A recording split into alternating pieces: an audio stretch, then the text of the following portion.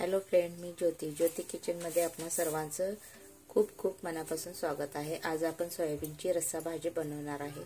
त्यासाठी कढईत मी तेल गरम करायला ठेवलं आहे। मोठा चमचा तेल आहे, ते थोडं जिरं घालूया। आता तेल गरम होत आले आहे। त्यात आता जास्त आपल्या जिऱ्याला तडतडायचं नाही आहे, फक्त हलकं गरम करून घ्यायचं आहे। आणि जिरं भाजत आले की त्यात आता आलं लसूण घालून व्यवस्थित असं परतून घेऊ त्याला आपण।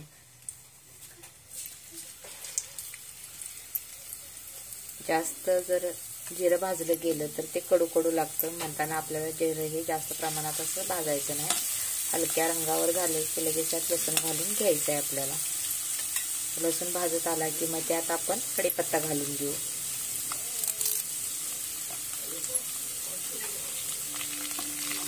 लसूण ही जास्त आपल्याला करपवायचा नाही, एकदम हलका रंग होईपर्यंत असं छानपैकी असं परतून घ्यायचं, म्हणजे भाजीला चव खूप छान येते।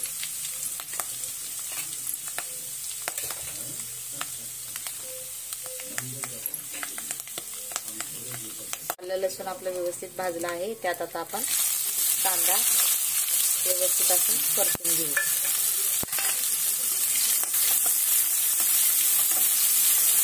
कांदा हा एक घेतला आहे, मोठ्या साईजचा कांदा आहे, एकदम बारीक चॉप करून घेतला आहे। तुम्हाला हवा असलं तर तुम्ही किसून घेऊ शकता। तसेच मी एक टोमॅटो देखील घेतला आहे। ते सर्व आता आपल्याला व्यवस्थित तेलामध्ये भाजून घ्यायचं। जर कांदा लवकर भाजत नसला तर काय करायचं की आपल्याला थोडं त्यात मीठ घालून घ्यायचं, म्हणजे कांदा आपला लवकर भाजला जाईल। मी तुम्हाला दाखवते।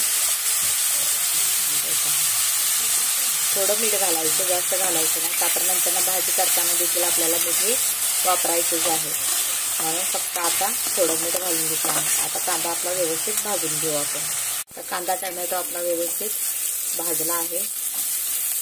2 मिनिटात टोमॅटो कांदा भाजून होतो मीठ टाकलं की, त्यामुळे मीठ हा पर्याय सांगितला आहे तुम्हाला। आता ह्यात मी 1 चमचा लाल तिखट पावडर घेतला आहे, 1 चमचा चटणी घेतली आहे, 1 चमचा गरम मसाला, 1 चमचा धना पावडर आणि छोटा चमचा हळद, आणि शेवटला आपण त्यात मीठ मिक्स करणार आहे, का तर पहिला आपण मीठ घातलेलं आहे, म्हणून आपल्याला मीठ आता ह्यात शेवटला मिक्स करायचं आहे। सोयाबीन मी गरम पाण्यात असं भिजत घातलेलं होतं, हे पहा। अशा प्रकारे आपलं सोयाबीन भिजून तयार झालं आहे। एक 5 मिनिटं पण लागत नाही ह्याला, लगेच गरम पाण्यात घातले की भिजून तयार होतात। मसाला आपला व्यवस्थित भाजला गेला आहे। यात आता आपल्याला एक खास पदार्थ मिक्स करायचा आहे, जेणेकरून आपली जी रस्सा भाजी बनवणार आहे ती आपली एकदम अशी रस्सेदार आणि चवीला टेस्टी बनेल। आणि ती पाणी वेगळीकडं आणि भाजी वेगळीकडं करणार नाही, त्यासाठी मी 1 चमचा बेसनचा वापर केला आहे। तुम्हाला बेसन जर वापरायचं नसेल तर तुम्ही दही देखील वापरू शकता।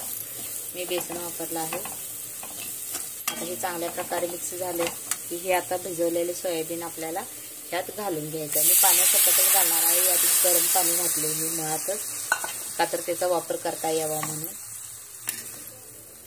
आणि एक प्लेट ठेवून आता ह्याला चांगली अशी शिजून द्यायची 1-5 मिनिटासाठी।